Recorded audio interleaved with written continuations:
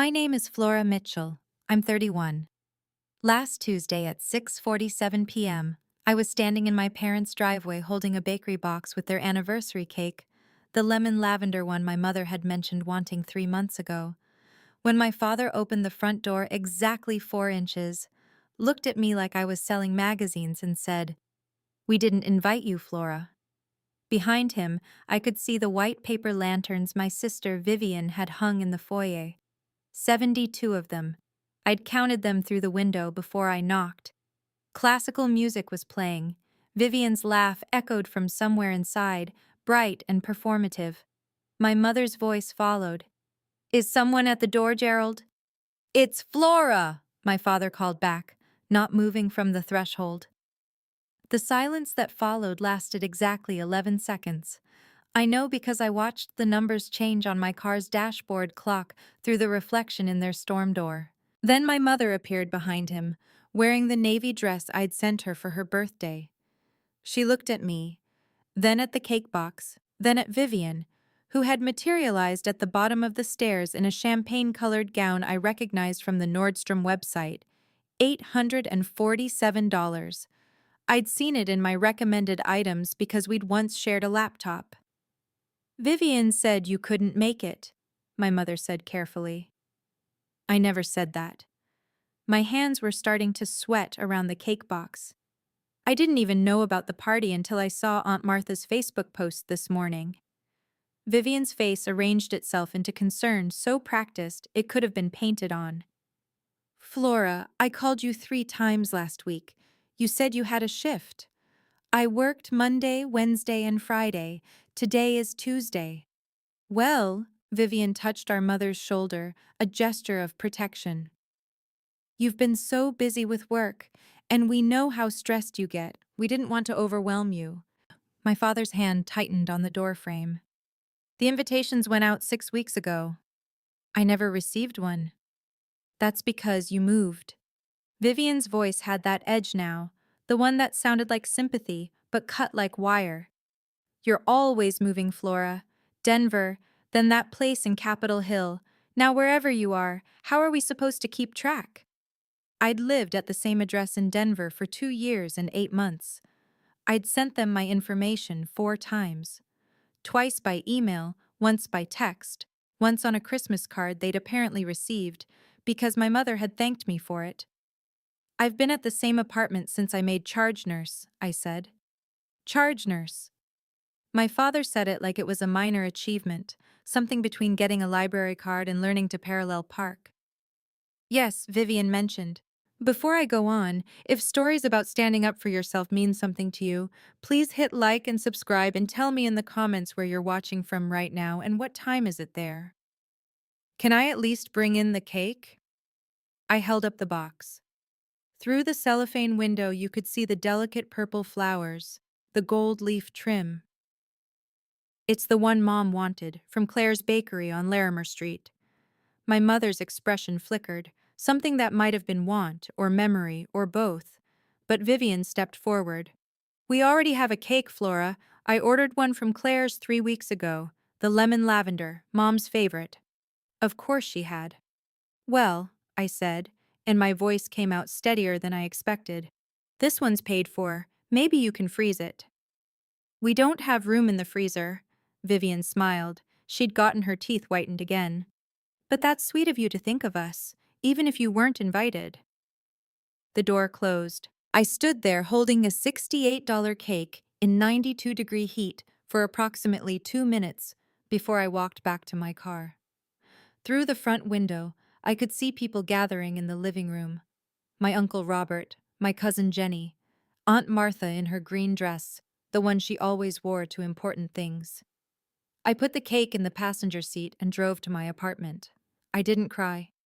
I'd stopped crying about my family 4 years ago, right around the time I'd made my 87th mortgage payment on their house, and realized they still thought Vivian was the one saving them. Let me take you back 8 years, to when Aunt Martha was still the person who believed me. It was July. I was 23, 3 months out of nursing school, living in a studio apartment in Aurora, that cost $850 a month and smelled permanently like whoever had lived there before me had deep fried something every single day. I was working night shifts at Denver Health, $52,000 a year before taxes, learning how to insert IVs without my hands shaking and how to tell family members that their person wasn't going to make it through the night. Aunt Martha had taken me to lunch at this Vietnamese place on Federal Boulevard. She ordered spring rolls and pho. I got the same thing I always got, vermicelli bowl with grilled pork. And she looked at me across the table with those sharp blue eyes that missed nothing and said, "Your parents are about to lose the house." I set down my chopsticks. What? The mortgage. They're 4 months behind. Your father's hours got cut at the plant, and your mother's been trying to keep it quiet, but I saw the notice on their counter when I was there for Sunday dinner.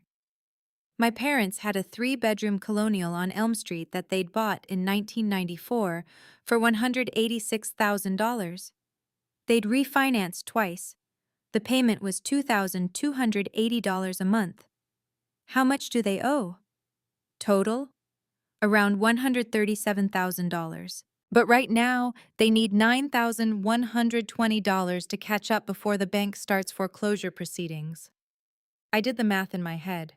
My checking account had $2,847. My savings had $6,200. I'd been putting away money for a car because mine had 183,000 miles and made a sound like a dying seal every time I turned left. "I can help," I said. Aunt Martha reached across the table and took my hand. Her fingers were cool and thin, like bird bones. "Flora, sweetheart, you just started working. You don't have to fix this. They're my parents. They're adults who made their own financial choices. I can send them money, not all of it, but enough to help." She was quiet for a long moment, studying my face. Then she squeezed my hand once and said, "If you do this, do it smart. Keep records, every payment, every transfer, every conversation. Because someday, little Bloom, someone's going to try to take credit for what you've done, and you're going to need proof." I didn't understand what she meant then. I thought she was just being careful, the way she always was with money and trust and family. But Aunt Martha had watched my family longer than I'd been alive. She knew what was coming. I called my parents that night after my shift. It was 6:51 a.m. My mother answered on the third ring, her voice thick with sleep. "Mom, it's me. I heard about the mortgage." Silence. "I can help. I can send you money." "Who told you?" My mother's voice had gone tight. "Does it matter? I want to help. We don't need charity from our children. It's not charity, it's family." More silence. Then my father's voice in the background. "Who is it?" "Flora. She knows about the house." "Martha." My father's voice was sharp. I told her not to say anything. My mother came back on the line. "Flora, we're handling it. Let me send you money, please. I can do $2,000 now and more next month. I'll make it work." I heard my parents talking, their voices muffled. Then my mother said, "That's very generous, but we can't accept." "Why not?" "Because Vivian already offered to take care of it." Something cold settled in my stomach. Vivian was 25. She worked as an administrative assistant at a law firm downtown, making maybe $38,000 a year. She drove a leased BMW and went to Aspen every winter. "How?" I asked. "She's been saving. She's very responsible with money." I almost laughed. Vivian had asked me to lend her $400 3 months earlier because she'd overdrafted her account buying bottles at a club. I'd sent it. She'd never paid me back. "When is she sending it?" "She already did, last week. The full amount to catch up, plus she's going to cover the next 6 months while your father looks for better work." The math didn't make sense. Even if Vivian had been saving aggressively since she was 18, which she hadn't, she couldn't have $20,000 liquid. Not with her spending habits. Not with her lifestyle. "That's great," I said. because what else could I say? I'm glad she could help. She's always thinking of us, my mother said, and there was something in her voice I'd heard my whole life, a warmth she used when she talked about Vivian, soft and proud and complete. I worked a 12-hour shift that night. 3 trauma cases, 1 cardiac arrest, and a 22-year-old who'd overdosed in a gas station bathroom and coded twice before we got him stable. At 4 a.m., I sat in the break room and checked my parents' mortgage account online.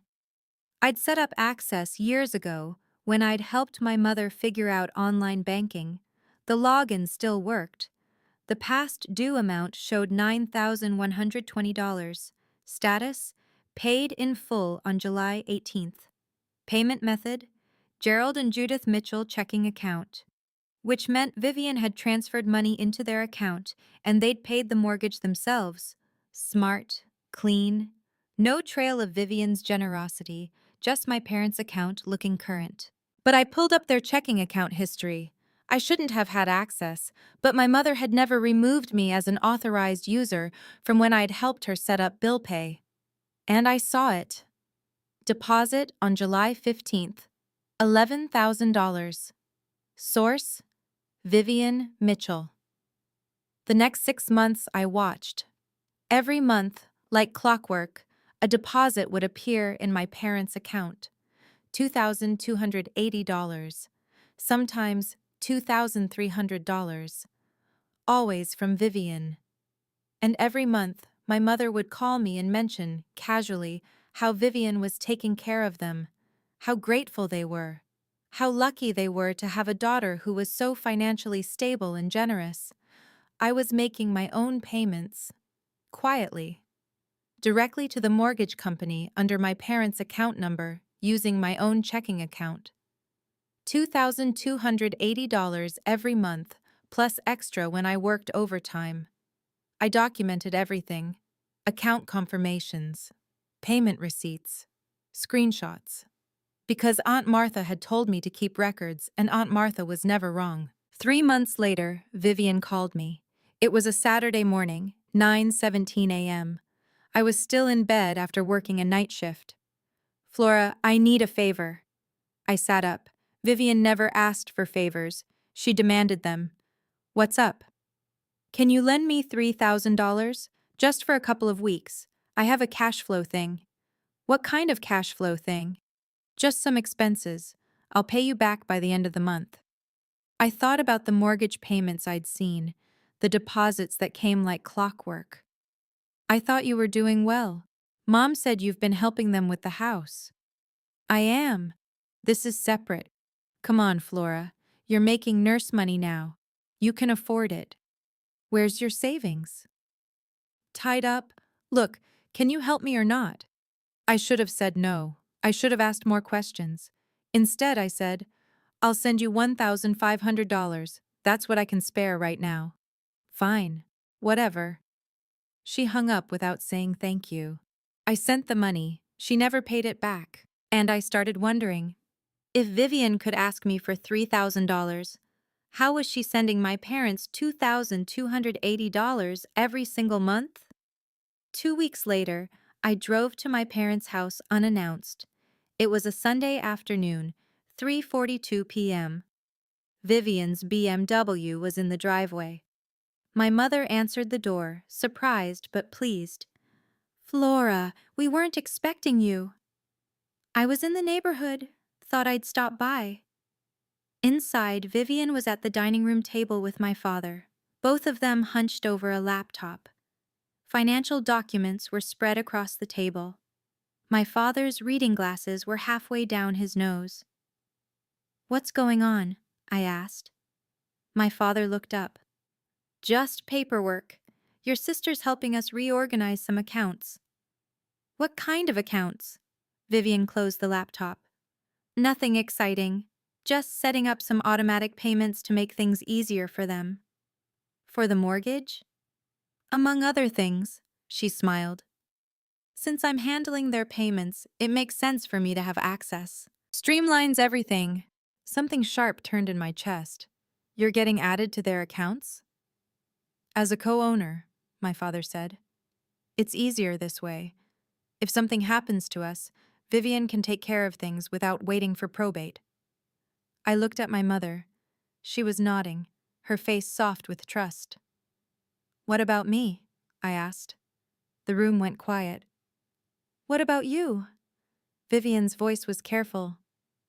Why wouldn't you add both of us? My father removed his glasses. Flora, you're very busy with work. You've made it clear you're focused on your career. Vivian's local, she's available, and she's already managing the financial help. It makes sense. I could help too. You already help, my mother said quickly. You sent us that nice card last Christmas, and you call every week. That's enough, sweetheart. Vivian was watching me, her expression unreadable. I left 20 minutes later. I sat in my car in their driveway for 10 minutes, my hands shaking so hard I couldn't turn the key. Because I knew what was happening, I could see it forming, like a storm system on a weather map. Vivian was positioning herself, not just as the helpful daughter, but as the only daughter who mattered, and my parents were letting her. I called Aunt Martha that night. She's getting added to their accounts, I said. I know, your mother told me. I'm the one paying the mortgage. I know that too. Did you tell them? Would they believe me? I didn't have an answer. Aunt Martha was quiet for a long time. Then she said, Keep your records, Flora. Keep every receipt, every screenshot, every confirmation number.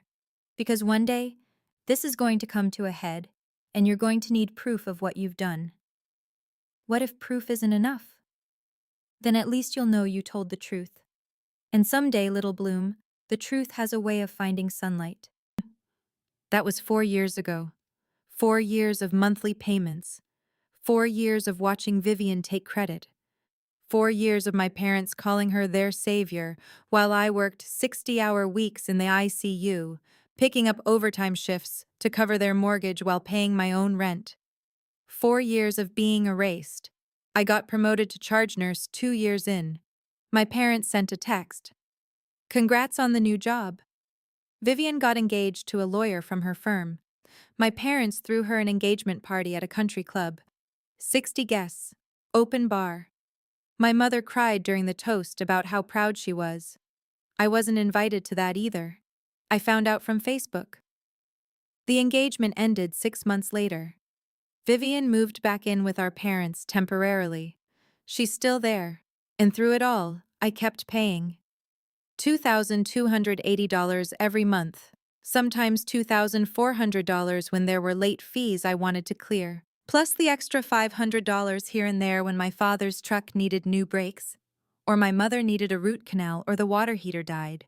I kept every record, every bank confirmation, every screenshot, every email I sent to the mortgage company confirming payment. I kept them because Aunt Martha told me to, and because somewhere deep down, I knew I'd need them. 6 months ago, Aunt Martha died. She was 79, heart attack in her sleep. Quick and clean, the way she would have wanted. I flew home for the funeral. I wore my navy suit and sat in the third row of the church, behind my parents and Vivian. During the eulogy, the pastor talked about Aunt Martha's fierce love, her sharp mind, her commitment to truth. My mother cried. My father held her hand.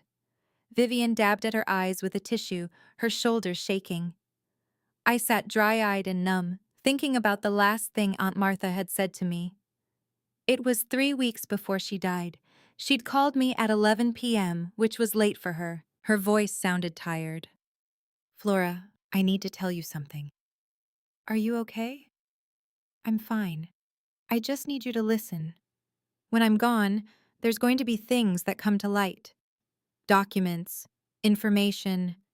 Your sister isn't going to like it. What kind of documents? The kind that prove what you've been doing and what she hasn't.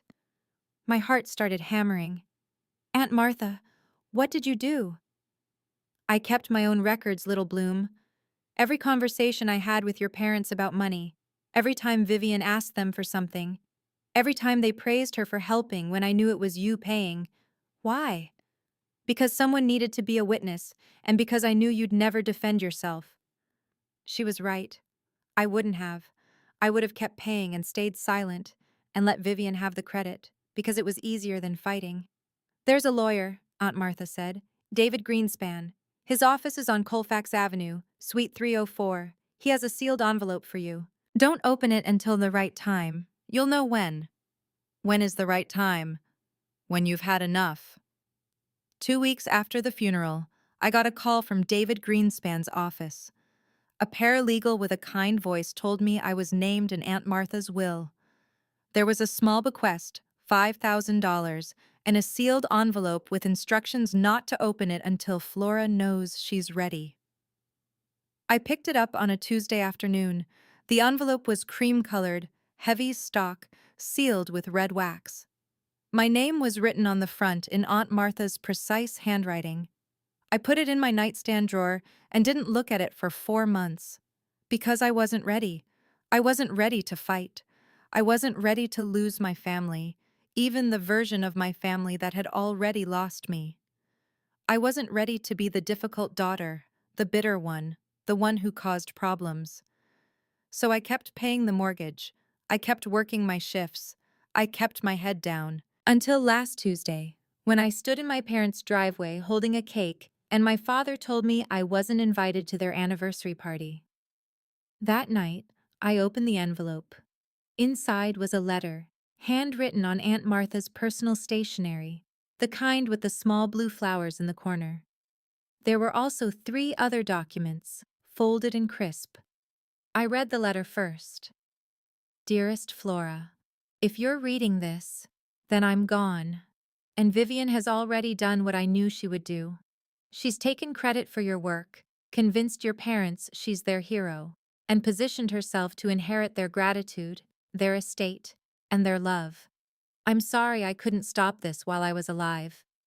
I tried talking to them. They didn't listen. They only hear what they want to hear. Do you remember that lunch at the Vietnamese place on Federal Boulevard, when I told you about the mortgage? I told you to keep records. I hope you did. Because I kept records too. For the past 8 years, I've been documenting everything. Every conversation your parents had with me about money.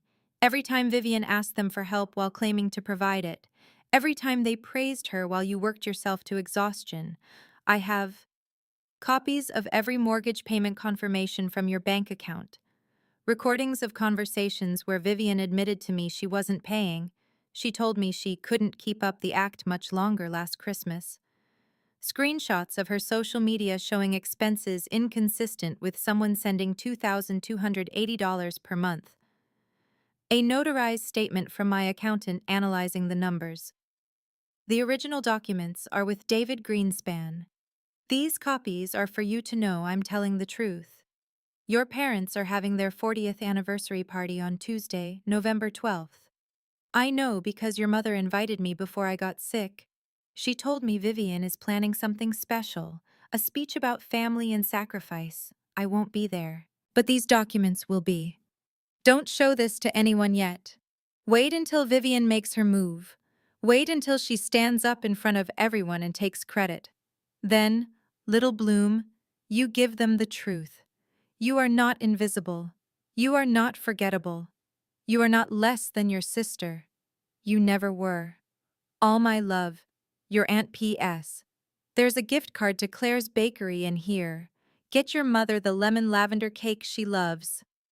She's always loved thoughtful gestures, even when she doesn't deserve them. I read the letter 3 times. Then I looked at the documents, bank records, 8 years of mortgage payments, every single one from my account, a printout of my parents' checking account. Aunt Martha had been a joint owner, I'd forgotten, showing Vivian's deposits. They'd stopped 18 months ago. The last one was January 2023. For the past 18 months, I'd been the only one paying, and my parents had never noticed. The third document was a notarized statement dated 3 weeks before Aunt Martha died. It laid out the numbers clearly.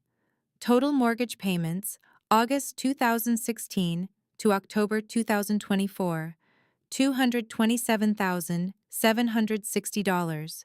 Paid by Flora Mitchell, $219,480. Paid by Vivian Mitchell, $8,280. 4 months only, August to December 2016. I sat on my bedroom floor and laughed. It came out sharp and broken like something cracking. Then I called David Greenspan. The anniversary party was on November 12th, a Tuesday evening. 60 guests at my parents' house. They'd rented a tent for the backyard, hired a catering company, bought flowers. Vivian had arranged everything, according to the Facebook event page I could see, even though I wasn't invited. I wore the same navy suit I'd worn to Aunt Martha's funeral. I left my apartment at 5:30 p.m., stopped at FedEx to print one final document, and arrived at my parents' house at 6:38 p.m. Cars lined both sides of Elm Street. Through the windows, I could see people laughing, champagne glasses catching the light. A string quartet was playing in the corner of the living room. I didn't knock this time.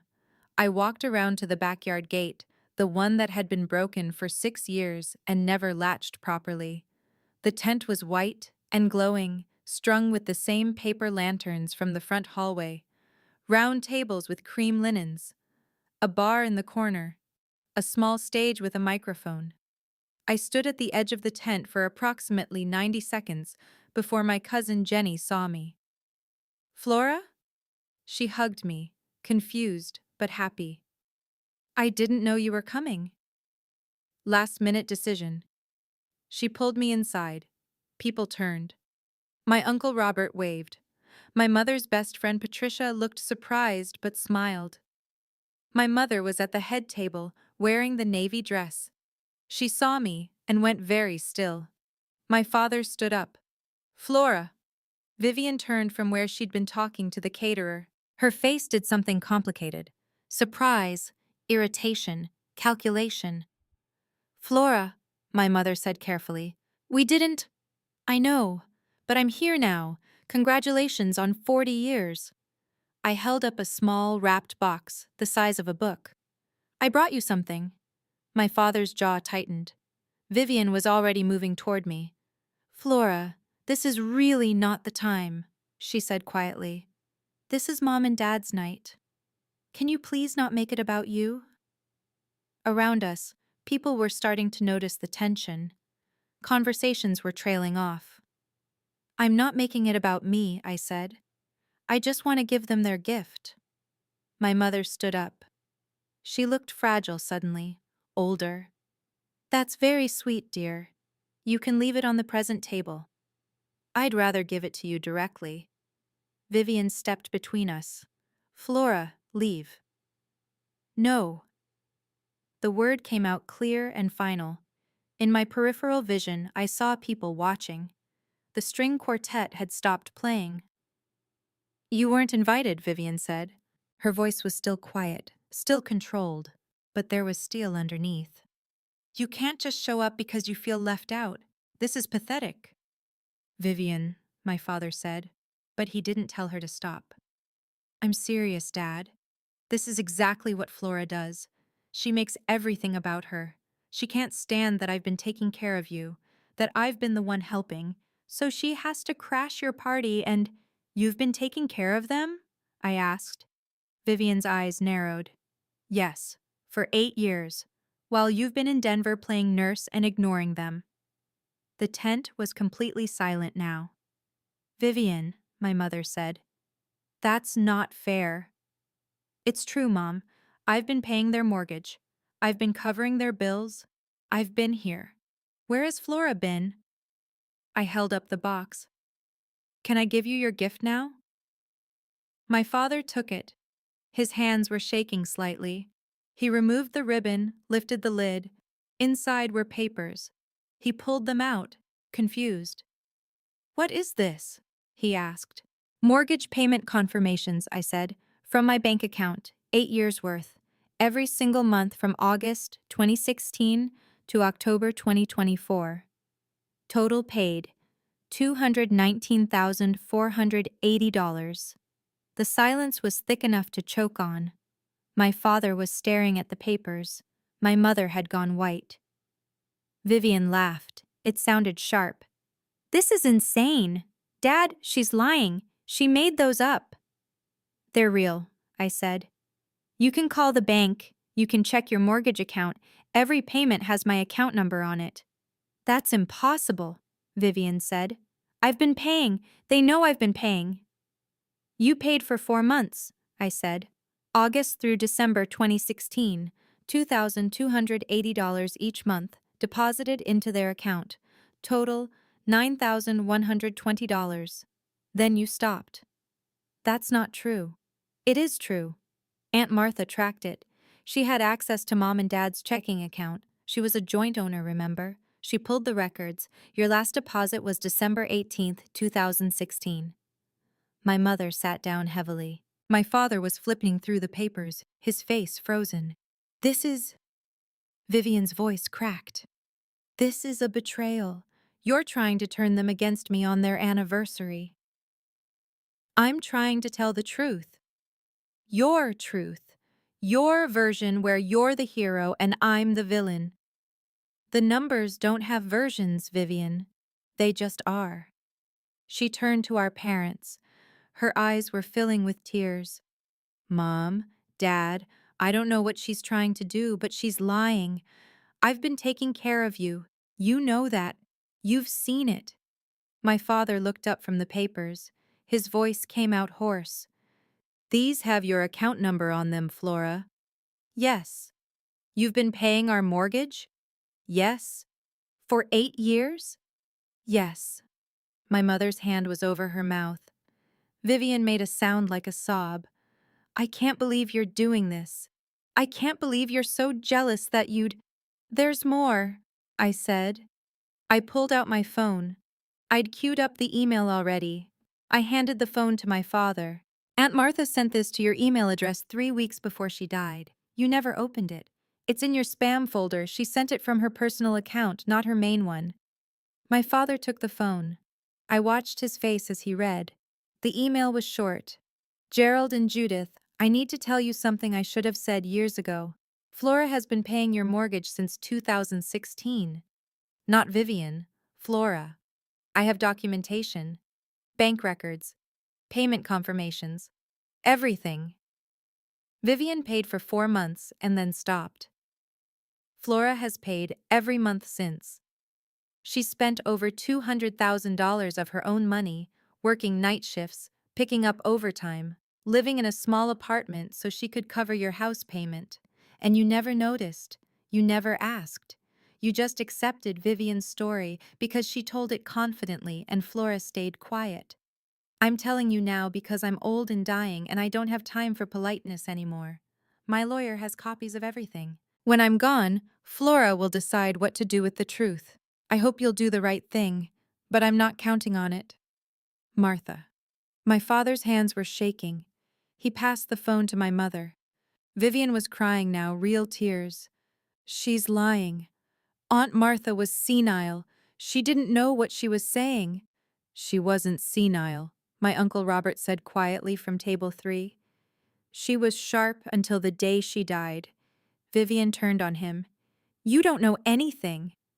I know she told me the same thing, he said. Last Christmas. She told me Flora was paying your parents' mortgage and that Vivian was taking credit. I didn't believe her. I should have.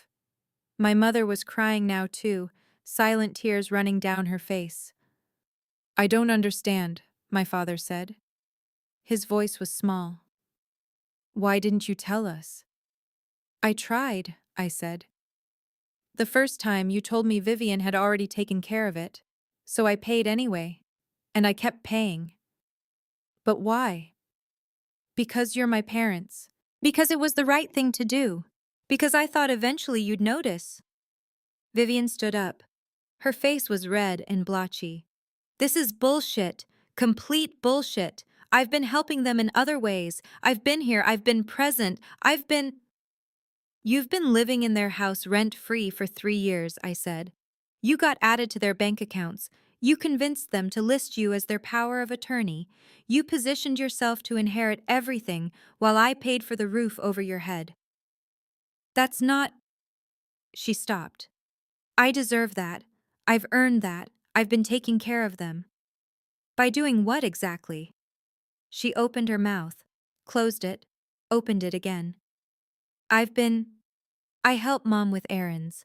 I drive Dad to appointments. I'm here when they need me. I offered to do those things. You told them I was too busy. You were too busy. You live in Denver. 2 hours away. I called every week asking to visit. You always said they had plans. My mother was staring at Vivian now. Something was shifting in her expression. You told us Flora was too busy with work, she said slowly. You said she'd said she couldn't come to Sunday dinners. She did say that. I never said that, I said. I asked to come, every week for 3 years. You said you'd check with Mom and Dad and get back to me. You never did. The tent was so quiet I could hear the traffic on the street. Vivian's face was doing something complicated, crumbling and hardening at the same time. You're twisting everything. You're making me sound like a monster when all I've done is try to help our family. Then show them your bank records, I said. Show them proof you've been paying their mortgage. I don't have to prove anything to you. Show them. This is insane. This whole thing is. She turned to our parents. Are you going to let her do this? On your anniversary? In front of everyone? My father was still holding the papers. He looked at Vivian. Did you pay our mortgage? He asked. Yes. I told you I did. For how long? She stopped. I don't remember exact dates. 4 months, I said. August through December 2016. Then you stopped. You told Mom and Dad you were still paying, but you weren't. You let them believe you were supporting them while I did it. Vivian's eyes were wild now. I was going to. I wanted to. But I had expenses. I had my own life. You bought a BMW, my Uncle Robert said. In January 2017. I remember because you posted about it on Facebook. She turned on him. I leased that. For $680 a month, while telling our parents you were paying their $2,280 mortgage. She was breathing hard now. This isn't fair. You're all ganging up on me. I made mistakes, okay? I'm sorry. But I was trying. I've been trying to be a good daughter. By lying? My mother's voice was soft but sharp. Vivian looked at her.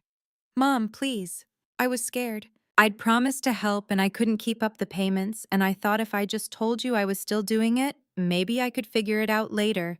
And then time passed and it got harder to tell the truth. And you let your sister pay for 8 years while you took credit, my father said.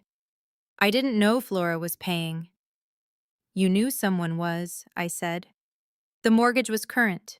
You checked the account every month. You had access. You saw the payments going through. You just didn't care where they came from as long as Mom and Dad thought it was you. She didn't have an answer for that. My mother stood up. She walked over to me slow and careful, like she was crossing ice. You've been paying our mortgage for 8 years? Yes. Every month? Every month. While working night shifts? Yes. She reached out and touched my face. Her hand was cold. Why didn't you tell us? I tried. You didn't hear me. I'm sorry. Her voice broke. I'm so sorry. My father was standing now, too. He looked at Vivian. I think you should leave, he said. Vivian's face went white. What? This is our anniversary party. We invited our family to celebrate with us. You're not family right now. You're a stranger who lied to us for 8 years. Dad, please. Leave, Vivian. She looked at my mother. Mom? My mother didn't look at her. She was still looking at me, tears running down her face. Vivian grabbed her purse, walked toward the exit, stopped, turned back. You're all going to regret this, she said. Her voice was shaking. Flora's not some saint. She's manipulative. She's been playing you, making herself look good while Vivian. My father's voice was steel. Get out. She left. The tent stayed silent for about 10 seconds. Then my Uncle Robert started clapping. Slowly, other people joined in. I didn't want applause. I didn't want celebration. I just wanted to go home. But my mother was hugging me, and my father was crying, and people were coming up to shake my hand and tell me they were sorry. I stayed for another hour. I ate a piece of the cake Vivian had ordered. It was good, lemon lavender with buttercream, exactly what my mother had wanted. Before I left, my father pulled me aside. "The house is paid off," he said. "As of last month, did you know that?" I hadn't. I'd just kept making payments. "It's yours," he said. "The house. We're putting it in your name. It's the least we can do." "I don't want the house." "Flora, I don't want the house, Dad. I wanted you to see me. That's all I ever wanted." He was quiet for a long time. Then he said, "I see you now." I drove home at 11:47 p.m.